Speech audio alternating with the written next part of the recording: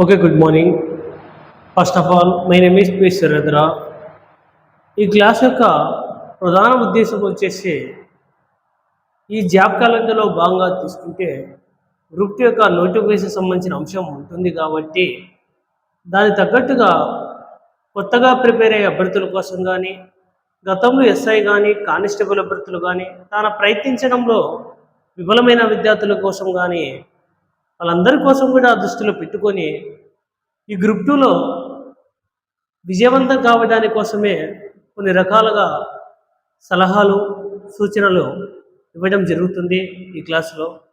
అయితే ఈ గ్రూప్ 2 సంబంధించిన సిలబస్ ప్రకారంగా తీసుకునే సందర్భంలో ప్రిలిమ్స్ మరియు మెయిన్స్ను ఏ విధంగా అనుసంధానం చేసుకొని చదవాలి. అయితే ఈ గ్రూప్ 2లో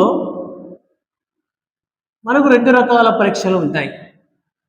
ఒకటి ప్రిలిమ్స్ వచ్చేసి 150 మార్కులు కలిగి ఉంటుంది.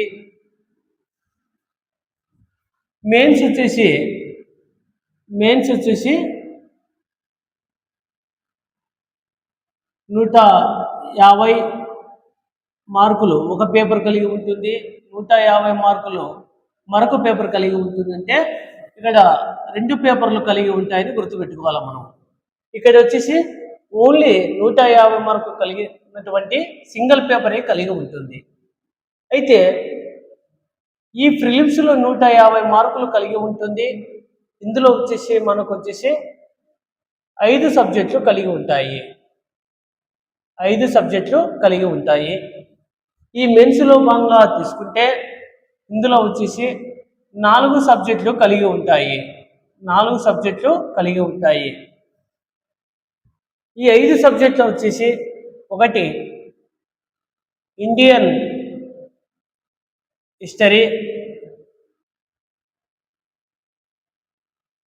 భారతదేశ చరిత్ర, రెండోది జాగ్రఫీ, భూగోళ శాస్త్రం, మూడోది ఇండియన్ సొసైటీ భారతీయ సమాజం, నాలుగోది కరెంట్ అఫైర్స్ వర్తమాన అంశాలు, 5 అర్థమెటిక్ మరియు రీజనింగ్. ఇవి 5 ఉంటాయి. ఈ 4 సబ్జెక్టులు తీసుకుంటే ఇందులో మెయిన్స్లో భాగంగా తీసుకుంటే పేపర్ 1 అనేది ఉంటుంది. ఇందులో సెక్షన్ ఏ ఉంటుంది, మరొకటి వచ్చేసి సెక్షన్ బి ఉంటుంది. సెక్షన్ ఏ వచ్చేసి ఏపీ హిస్టరీ కలిగి ఉంటుంది, సెక్షన్ బి వచ్చేసి ఇండియన్ పాలిటీ ఉంటుంది. ఏపీ హిస్టరీ 75 మార్కులు, ఇండియన్ పాలిటీ 75 మార్కులు కలిగి ఉంటాయి.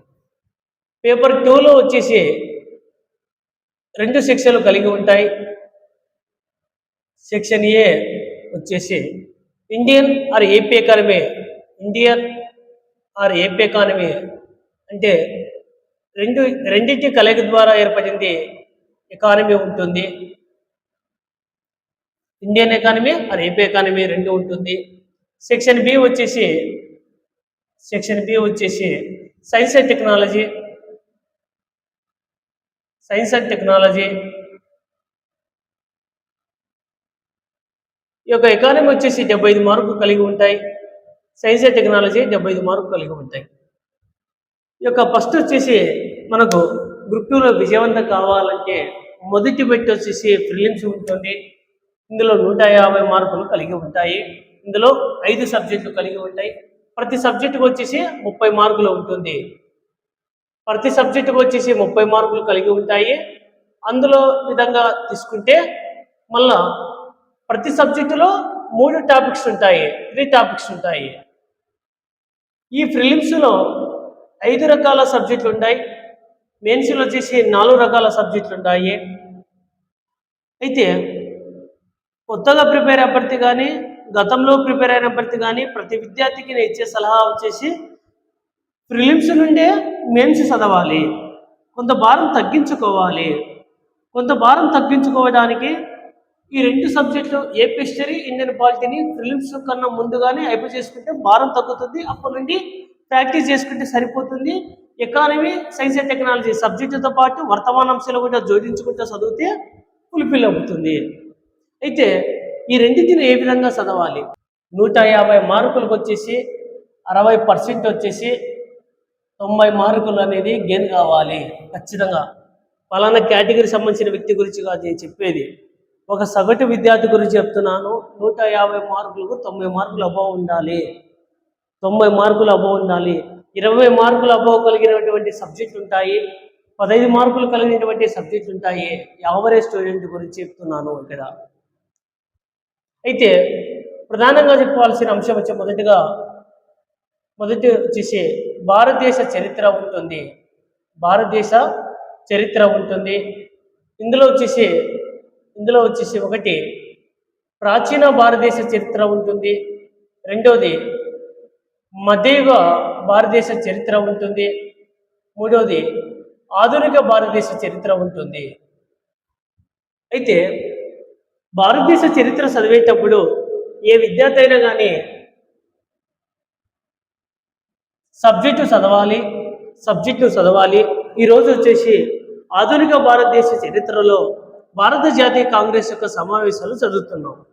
భారత జాతీయ కాంగ్రెస్ యొక్క సమావేశాలు చదువుతున్నా కాబట్టి, ఐఎన్సి సమావేశాలు చదువుతున్నా కాబట్టి, అలా చదివే సందర్భంలోనే నువ్వంతకు నువ్వే ఒక మ్యాచ్ ఆఫ్ ది ఫాలోయింగ్, ఒక జతపరచు రూపంలో నువ్వే క్వశ్చన్ తయారు చేసుకోవాలి. ఒక క్వశ్చన్ అది. రెండో క్వశ్చన్ వచ్చేసి ఈ క్రింది వాటిలో భారత జాతీయ కాంగ్రెస్కు ఏకైక అంటే ఒకే ఒకసారి గాంధీజీ అధ్యక్షత వహించినారు. ఏ సంవత్సరంలో అడగవచ్చు. నెక్స్ట్ మూడో వచ్చేసి కొంతమంది పేర్లు ఇస్తారు, వచ్చి ఈ కింది వాటిలో అధ్యక్షత వహించని సంవత్సరం ఇస్తారు. అంటే దాదాపు అయిన రోజు 3 సార్లు, మదనమోహన్ మాలయ్య 3 సార్లు, ఇలా ఎగ్జాంపుల్ చెప్తున్నాను. ఇలా కొన్ని రూపాలలో కూడా మనమంతకు మనమే క్వశ్చన్లు తయారు చేసుకోవాలి.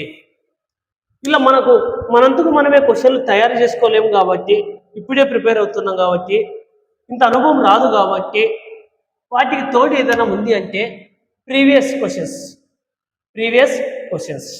ఎందుకు చెప్తున్నానంటే ఆకాశంలో గాలిపటం అనేది అందంగా ఎగురుతుంటుంది. అలా ఎగరడానికి ప్రధాన కారణం ఏంటంటే దారం. ఈ రోజుల్లో పోటీతత్వ పరీక్షలు కూడా సగటు విద్యార్థి విజయవంతంగా సాధించాలంటే ఆ విద్యార్థికి ప్రధానమైన అంశం ఏదైనా ఉందంటే కంపల్సరిగా సబ్జెక్టు చదివేటప్పుడు ప్రీవియస్ క్వశ్చన్లను అనలైజ్ చేసుకోవాలి. ఎందుకంటే ఒకవేళ సింధు నాగరికత సంబంధించింది గతంలో ఉన్న భారతదేశ చరిత్ర తీసుకుంటే గ్రూప్ 1లో సంబంధించిన భారతదేశ చరిత్ర ఉంటుంది. గ్రూప్ 2లో ఈ మధ్య కాలంలో లాస్ట్ నోటిఫికేషన్లను పెట్టడం జరిగింది. అంతకు మునుపు నోటిఫికేషన్లు అయితే ఆధునిక భారతదేశ చరిత్ర ఉంది. అయితే ఎస్ఐలో కానీ కానిస్టేబుల్ తీసుకుంటే భారతదేశ చరిత్ర పైన సింధు నాగరికత సంబంధించిన క్వశ్చన్లు ఏ విధంగా ఉన్నాయి అని తీసుకుని వాటిని అనలైజ్ చేసుకొని నాటిని 10 సార్లు పసిగట్టుకుంటా ఒక ప్రీవియస్ క్వశ్చన్లను అధ్యయనం చేస్తే అప్పుడు సబ్జెక్టును కూడా చదువుకుంటా నీకు అనేది సునాయాసంగా విజయవంతంగా అవుతావు. అలా క్వశ్చన్లు ఫ్రేమ్ తయారు చేసుకోవాలి నువ్వంతకు నువ్వే. అది ప్రాచీన కావచ్చు, మధ్యయుగ కావచ్చు, ఆధునిక కావచ్చు. అది ఈ రోజు నుండే చదువుకోవాలి. ఎందుకంటే ఒకవేళ మనకు వచ్చేసి ఏప్రిల్, మే, జూన్, జూలై, ఆగస్ట్, సెప్టెంబర్, ఒకవేళ సెప్టెంబర్లో ఎగ్జామ్ జరిగిందంటే 1వ నెల, 2వ నెల, 3వ నెల, 4వ నెల, 5 నెలలు ఉంది మనకు టైం. ప్రిలిమ్స్కి వచ్చేసి 5 నెలలు టైం ఉంది ముందుగానే. అదనంగా మెయిన్స్కి వచ్చేసి ఒకవేళ సెప్టెంబర్లో ఎగ్జామ్ అయిపోతే అక్టోబర్, నవంబర్, డిసెంబర్, జనవరి ఒక 3-4 మంత్స్ ఉంటుంది. ఒక మ్యాక్సిమం 10 మంత్స్ ఉంటుంది అనుకుందాం. ఈ 10 మంత్స్ను ఇప్పుడు నుండే ప్రిలిమ్స్తో పాటు మెయిన్స్ను కూడా చదవగలిగితే అప్పుడు మనం టైం అనేది సేవ్ అవుతుంది.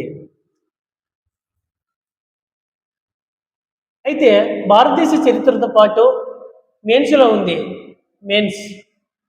మెయిన్స్లో భాగంగా తీసుకుంటే పేపర్ 1లో సెక్షన్ ఏలో వచ్చేసి ఏపీ హిస్టరీ ఉంది. ఏపీఎస్సీకి సంబంధించి 75 మార్కులు కలిగి ఉంటాయి. ఇలా భారతదేశ చరిత్రతో పాటు ఆధునిక ఆంధ్రప్రదేశ్ యొక్క సామాజిక చరిత్ర కానీ, ప్రాచీన కానీ, మధ్యయుగ కానీ, అలా ఏపీఎస్సీలో కూడా 3 టాపిక్స్ ఉంటాయి. అదేవిధంగా మన దేశానికి స్వతంత్రం సంపాదించడం, మన రాష్ట్రాన్ని కూడా పునర్విభజన చేసి రాష్ట్రం ఏర్పాటు చేసినాం, భాషా ప్రతిపదిన రాష్ట్రం ఏర్పాటు చేసినాం. ఆ రాష్ట్రాలు ఏర్పాటు చేసుకుంటా నెమ్మదిగా జై ఆంధ్ర ఉద్యమం, జై తెలంగాణ ఉద్యమం, అలా నెమ్మదిగా ఈ యొక్క 2014 సంవత్సరంలో 2 రాష్ట్రాలను విభజించినాం. కాబట్టి అప్పటి వరకు కూడా మన ఆంధ్రప్రదేశ్ చరిత్ర గురించి చదువుకోవాలి. కాబట్టి భారతదేశ చరిత్రతో పాటు ఆంధ్రప్రదేశ్ చరిత్ర పైన కూడా అవగాహన తెచ్చుకోవాలి. ఎప్పటికీ ఫిలిమ్స్ కన్నా ముందుగానే చదివితే సరిపోతుంది. ఏపీఎస్సీ ఇప్పుడే భారతదేశ చరిత్రను 5 నెలల లోపల 5 నెలలు టైం ఉంటుంది. అందులోగా ఫినిష్ చేసుకొని ప్రాక్టీస్ చేసుకొని నెమ్మదిగా ఏపీఎస్సీని కూడా ఫోకస్ చేసుకోవాలి. అప్పుడు ఏమవుతుంది, మెయిన్స్ కూడా నీకు ఈజీగా అవకాశం ఉంటుంది. రెండోది వచ్చేసి జాగ్రఫీ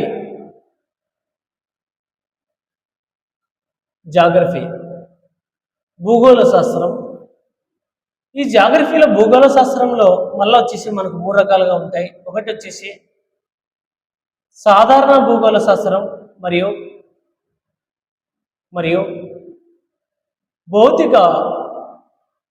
భౌతిక భూగోళ శాస్త్రం. రెండవది వచ్చేసి ఆర్థిక భూగోళ శాస్త్రం. మూడవది వచ్చేసి మానవ భూగోళ శాస్త్రం. సగటు విద్యార్థి ఇండియన్ హిస్టరీ పైన 30 మార్కులు కలిగి ఉంటే అక్కడ వర్తమానాంశాలు ఏముండవు, కానీ 25 మార్కులు ఈజీగా తెచ్చుకోవచ్చు. గట్టిగా బాగా చదివితే 25 మార్కులు వస్తాయి. నెక్స్ట్ జాగ్రఫీలో సాధారణ భూగోళ శాస్త్రం, భౌతిక భూగోళ శాస్త్రం, ఆర్థిక భూగోళ శాస్త్రం, మానవ భూగోళ శాస్త్రం టాపిక్స్ ఉంటాయి. ఆర్థిక భూగోళ శాస్త్రంలో ఎగ్జాంపుల్ చెప్తున్నాను. వ్యవసాయ రంగం ఉంటుంది,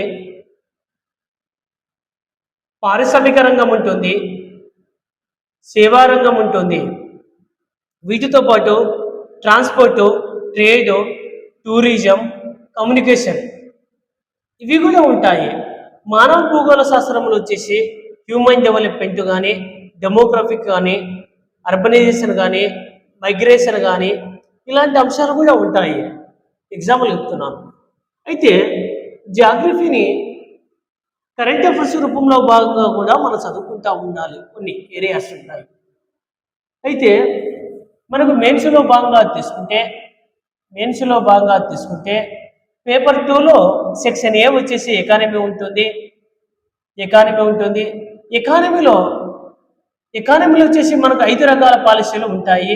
ఒకటి మానిటరీ పాలసీ, రెండోది ఫిజికల్ పాలసీ, మూడోది అగ్రికల్చర్ పాలసీ, నాలుగోది ఇండస్ట్రియల్ పాలసీ, ఐదోది ట్రేడ్ పాలసీ అనేది ఈ యొక్క ద్రవ్య విధానం కానీ, కోశ విధానం కానీ, వ్యవసాయ విధానం కానీ, పారిశ్రామిక విధానం కానీ, వర్తక విధానాన్ని 5 టాపిక్స్ ఉంటాయి. 5 విధానాలు ఉంటాయి. ఎకానమీలో వచ్చేసి మనకు 5 యూనిట్లు కలిగి ఉంటాయి. 5 యూనిట్లు వచ్చేసి ఇండియన్ ఎకానమీలో వచ్చేసి 3 యూనిట్లు కలిగి ఉంటే, ఏపీ ఎకానమీలో వచ్చేసి 2 యూనిట్లు కలిగి ఉంటాయి. అయితే ఈ 5 యూనిట్లలో వచ్చేసి 3వ యూనిట్ కానీ 5వ యూనిట్ కానీ, ఈ 3వ యూనిట్ వచ్చేసి ఇండియన్ ఎకానమీ గురించి, 5వ యూనిట్ వచ్చేసి ఏపీ ఎకానమీ గురించి చెప్తుంటుంది. ఈ 2 యూనిట్లు దేని గురించి చెప్తున్నాయంటే, ఈ 2 యూనిట్లు వచ్చేసి అగ్రికల్చర్ వ్యవసాయం గురించి కానీ, ఇండస్ట్రియల్ పారిశ్రామిక రంగం గురించి కానీ, సర్వీస్ సేవా రంగం గురించి కానీ, ఇవన్నీ కూడా ఈ 3, 5 యూనిట్ల గురించి ఉంటాయి. ఈ 3 యూనిట్లు కానీ 5 యూనిట్లు కానీ ఇప్పుడే ఫిలిమ్స్ కన్నా ముందుగానే ఈ యొక్క ప్రభుత్వం అనేది 2014 సంవత్సరం నుండి 2019 వరకు, 2024 వరకు, 2026 వరకు కూడా గత ప్రభుత్వం అనేది యూపీఏ ప్రభుత్వం నుండి ఇప్పుడు వచ్చింది, ఎన్డీఏ ప్రభుత్వం అధికారంలోకి వచ్చింది. కాబట్టి ఈ ప్రభుత్వంలో తీసుకొచ్చిన వ్యవసాయ రంగం పైన విధానాలు ఏ విధంగా ఉండే పాలసీస్, పారిశ్రామిక రంగం పైన కానీ, సేవా రంగం పైన అవి క్లారిటీగా ఇప్పుడు నుండి ప్రిపేర్ కావాలి. ఫస్ట్ ఆఫ్ ఆల్ సబ్జెక్ట్ నేర్చుకోవాలి. డేటా అంశాలు పక్కన పెట్టండి. ఇవి నేర్చుకుంటూ ఆర్థిక భూగోళ శాస్త్రంలో కూడా కొద్దిపాటి అవగాహన వస్తుంటుంది. భూగోళ శాస్త్రం పైన కూడా కొద్దిపాటి అవగాహన వస్తుంది కాబట్టి కొద్దిగా రీచ్ చేయగలుగుతాం ఈ సబ్జెక్ట్. నెక్స్ట్ ఎకానమీలో మానవృద్ధి ఉంటుంది, డెమోగ్రఫిక్ ఉంటుంది, అర్బనైజేషన్ ఉంటుంది, మైగ్రేషన్ కొద్దిపాటి ఉండదు, తక్కువ ఉంటుంది. అయితే సిలబస్లు తక్కువ ఈసారి 5 యూనిట్లే కుదించడం జరిగింది, 75 మార్కులు కాబట్టి. మానవృద్ధి ఇంపార్టెంట్. మానవృద్ధి 3 అంశాలపై ఆధారపడి ఉంటుంది. మానవృద్ధి అనేది లేటెస్ట్గా చెప్పాలంటే ఈ రోజున యునైటెడ్ నేషన్ డెవలప్మెంట్ ప్రోగ్రామ్ వారు హ్యూమన్ డెవలప్మెంట్ రిపోర్టులో భాగంగా హ్యూమన్ డెవలప్మెంట్ ఇండెక్స్ యొక్క ఇండియా వాల్యూ వచ్చేసి 193 దేశాలలోని 130వ స్థానంలో ఉందంటే 0.685 స్థానంలో ఉంది. అయితే అది వాల్యూ వచ్చేది ఇలా బేసిక్ అంశముగా కొన్ని రకాలుగా ఉంటుంది. ఇక్కడ వేరుంటుంది, అక్కడ వేరుంటుంది. కానీ కంపారిజన్ చదవడంలో ఏమవుతుందంటే ప్రిలిమ్స్ అనేది ఆ విద్యార్థి సగటు విద్యార్థి కూడా దాటుకుంటారు. కానీ మెయిన్స్కి వచ్చినప్పుడు ఇబ్బంది ఉంటుంది కాబట్టి అప్పుడే 3వ యూనిట్ 5 యూనిట్ అనేది కొద్ది పరిజ్ఞానం వస్తుంది. ఎకానమీ అంటే అబ్బా కష్టం కదా అని ఆలోచిస్తుంటారు. ఎకానమీ ఈజీ, కొద్ది మెరుగు.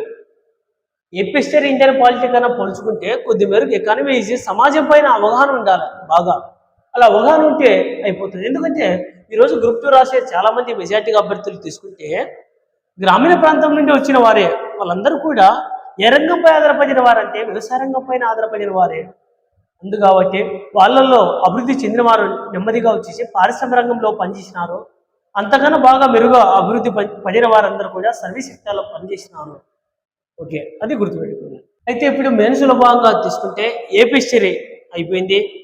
ఎకానమీలో 3వ యూనిట్ 5వ యూనిట్ పైన కొద్ది మేరకు అవగాహన వచ్చింది.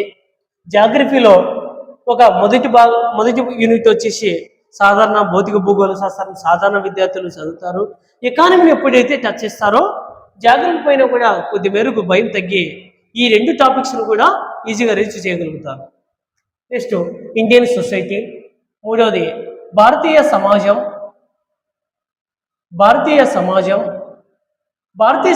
అనేది ఇందులో వచ్చేసి ఒకటి వచ్చేసి నిర్మాణం ఉంటుంది, 2 వచ్చేసి సమస్యలు, 3 వచ్చేసి సంక్షేమ యంత్రాంగం ఉంటుంది. ఇప్పుడు వచ్చినప్పుడు భారతీయ సమాజం కన్నా ముందుగానే భారత రాజ్యాంగానికి సంబంధించిన సబ్జెక్ట్ అనేది చదవాలి. ఇది భారత రాజ్యాంగానికి సంబంధించిన సబ్జెక్ట్ అనేది మెయిన్స్లో ఉంటుంది. మెయిన్స్లో వచ్చేసి పేపర్ 1లోని సెక్షన్ బి వచ్చేసి భారత రాజ్యాంగం ఉంటుంది. భారత రాజ్యాంగానికి సంబంధించిన 6 నుండి 10 వరకు యూనిట్లు కలిగి ఉంటాయంటే మొత్తం 5 యూనిట్లు కలిగి ఉంటాయి, 75 మార్కులు కలిగి ఉంటాయి. అందులో ఎగ్జాంపుల్గా చెప్తున్నాను. 8వ యూనిట్ వచ్చేసి ఎన్హెచ్ఆర్సి గురించి ఉంటుంది, జాతీయ మానవ హక్కుల కమిషన్ గురించి ఉంటుంది. అక్కడ తెలివిగా రాశారు. సంక్షేమ యంత్రాంగంలో వచ్చేసి 7 కమిషన్ల గురించి చెప్తాది. 7 కమిషన్లు ఏంటంటే ఎస్సీ, ఎస్టీ, బీసీ, మహిళా, మైనారిటీ, బాలలకుల, వికలాంగుల. ఇవన్నీ ఏంటి? కమిషన్. ఇవన్నీ ఎక్కడ ఉన్నాయి? భారతీయ సమాజంలోని 3వ యూనిట్లో సంక్షేమ యంత్రాంగం వెల్ఫేర్ మెకానిజంలో ఎస్సీ, ఎస్టీ, బీసీ, మైనారిటీ, బాలలకుల, వికలాంగులు వీటన్నిటి గురించి కూడా వీళ్ళకి పవర్ ఏంది, వీళ్ళ విధానాలు ఏ విధంగా ఉన్నాయి, వీళ్ళ యొక్క నిర్మాణంలో ఏ విధంగా ఉందని చెప్పేసి అంతకు మునిపే ఇవన్నీ కూడా జాతీయ మానవ హక్కుల కమిషన్లో ఎక్స్-ఆఫీసుగా పనిచేస్తుంటాయి. ఎక్స్-ఆఫీసు సభ్యులు ఈ క్రింది వాటిలో జాతీయ మానవ హక్కుల కమిషన్లో ఎక్స్-ఆఫీసు సభ్యులు కాని వారు ఎవరని ఇస్తుంటారు?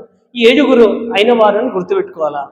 అందుకని భారత రాజ్యాంగం పైన ఏ విద్యార్థికి అయితే సంపూర్ణ పరిజ్ఞానం వస్తుందో కొద్ది మేరకన్నా భారతీయ సమాజం పైన అవగాహన వస్తుంది. ఆటోమేటిక్గా మెయిన్స్లో కూడా ఇప్పుడు వచ్చేసి ఏపీ హిస్టరీ అయిపోయింది, ఇండియన్ పాలిటీ అయిపోయింది, ఎకానమీలో 2 టాపిక్స్ అయిపోయినాయి. ఇప్పుడు నెమ్మదిగా నిర్మాణం కానీ వాటి సమస్యల గురించి కూడా నెమ్మదిగా చదువుకుంటూ వస్తే సరిపోతుంది. నెక్స్ట్ వచ్చేసి 4వది వర్తమాన అంశాలు.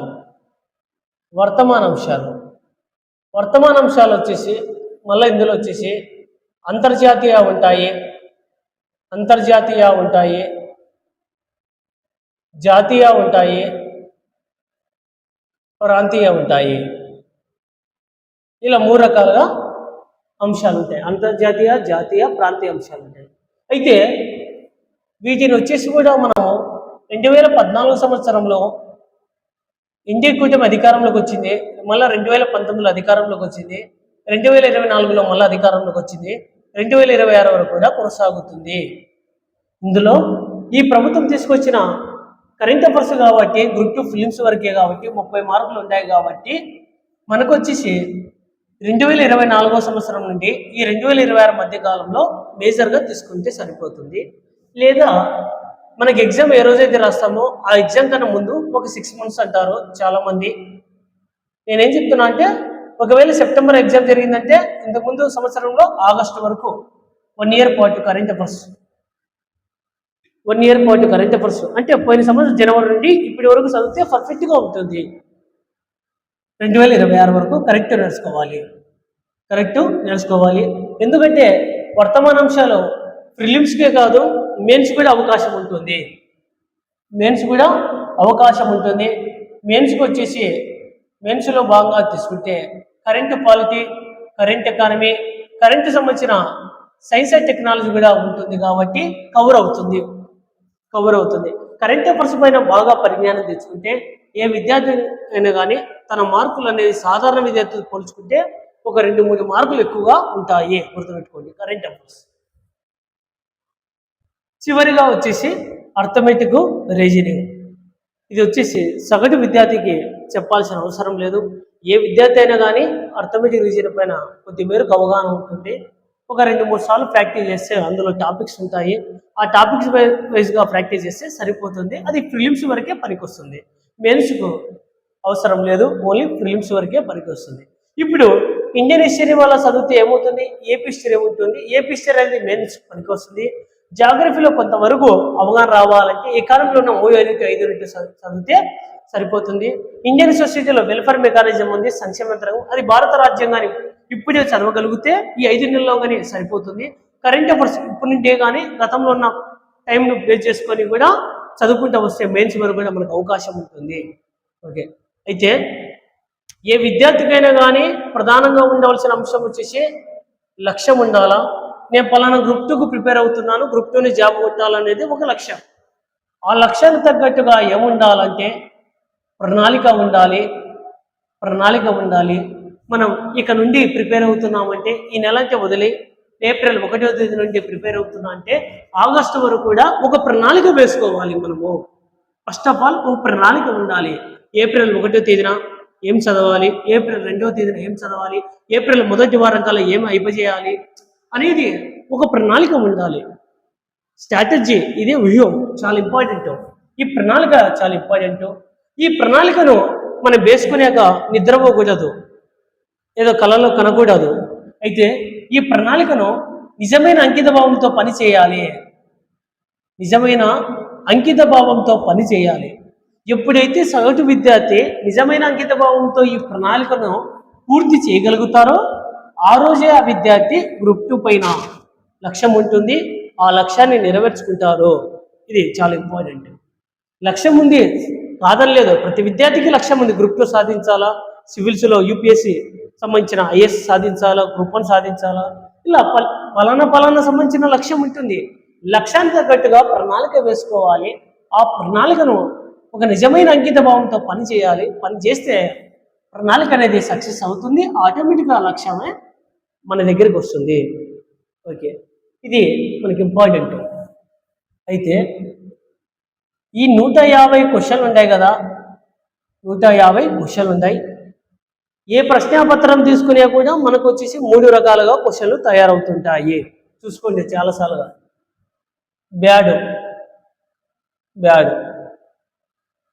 బ్యాడ్ అంటే బి అంటే బేసిక్,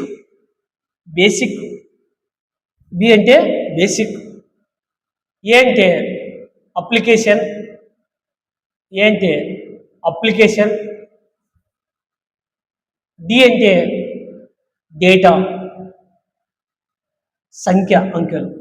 అయితే 150 క్వశ్చన్లు కానీ లేదంటే ఎక్కడైనా కానీ ఒక పేపర్ అనేది క్వశ్చన్ పేపర్ తయారై మన దగ్గరకు వచ్చిందంటే ఆ ప్రశ్నలు అనేది ఏ విధంగా ఉంటాయంట, బేసిక్ రూపంలో ఉంటాయి, అప్లికేషన్ రూపంలో ఉంటాయి, డేటా రూపంలో ఉంటాయి. ఒక్కసారి క్వశ్చన్ చూద్దాం. ఒక్కొక్క క్వశ్చన్ చెప్తున్నాను, చూద్దాం. భారత రాజ్యాంగానికి సంబంధించిన సబ్జెక్ట్ ప్రకారంగా తీసుకుంటే ప్రాథమిక విధులు టాపిక్ ఉంది.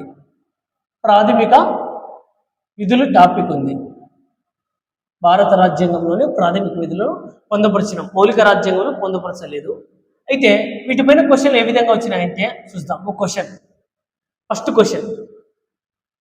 క్వశ్చన్ ఏమి ఇచ్చారంటే క్రింది వాటిలో ఏ కమిటీ సిఫార్సుల మేరకు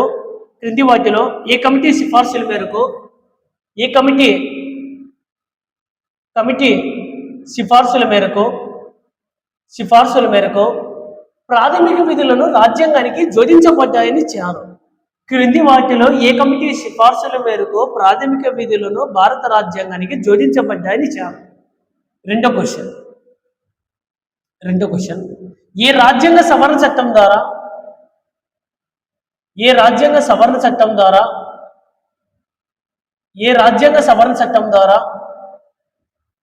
11వ ప్రాథమిక విధిని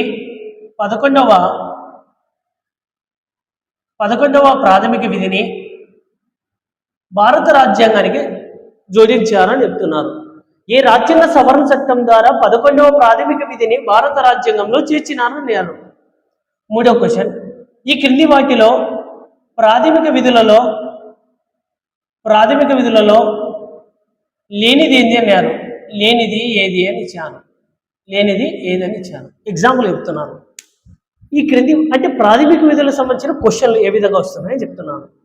గతంలో భారత రాజ్యాంగానికి సంబంధించి 75 మార్కులు ఉంటే అందులో 75 క్వశ్చన్లలో ఒక ప్రాథమిక విధుల పైన 3 క్వశ్చన్లు ఇచ్చినాను. ఏ విధంగా ఇచ్చాను? Basic, application, data question. భారత రాజ్యాంగం పైన, హిస్టరీ పైన కానీ, ఎకానమీ కానీ, సంస్కృతంగా పైన కానీ, ఎక్కడే కానీ 75 క్వశ్చన్లు ఉంటే అవి బేసిక్ ఉండాలా, అప్లికేషన్ ఉండాలా, డేటా ఉండాలా. ఈ క్రింది వాటిలో ఏ కమిటీ సిఫార్సుల మేరకు ప్రాథమిక విధులను భారత రాజ్యాంగంలో జోడించారంటే సర్దార్ స్వరాజ్ కమిటీ. అదేంటి? బేసిక్. 1976 సంవత్సరంలో 42వ రాజ్యాంగాన్ని సవరించే కదా సర్దార్ స్వరాజ్ కమిటీ సిఫార్సుల మేరకు కదా ప్రాథమిక విధులను భారత రాజ్యాంగంలో చేర్చినాం కదా. అప్పుడే 10 విధులు కదా వచ్చింది. ప్రస్తుతం ఎన్ని విధులు ఉంటాయి? 11 ప్రాథమిక విధులు ఉంటాయి. 11వ ప్రాథమిక విధిని ఏ రాజ్యాంగ సవరణ చట్టం ద్వారా తీసుకొచ్చినాం? 2002/86. అంటే ఇదేంటి? డేటా. ఏ కమిటీ అంటే బేసిక్. అది మారదు కదా.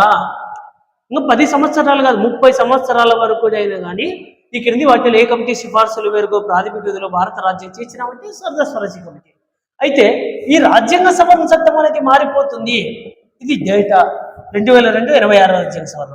2032 సంవత్సరంలో మరొక రాజ్యాంగాన్ని సవరించి 12వ ప్రాథమిక విధిని తీసుకురావచ్చు, 14వ ప్రాథమిక విధిని తీసుకోవచ్చు. అంటే ఇదేంటి? డేటా అంశము గుర్తుపెట్టుకోండి.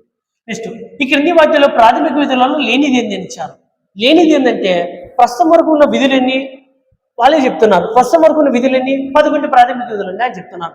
11 ప్రాథమిక విధులలో మనకున్న జ్ఞానం ప్రకారంగానే అయినదా లేనిదా ఇస్తున్నారు వాడి.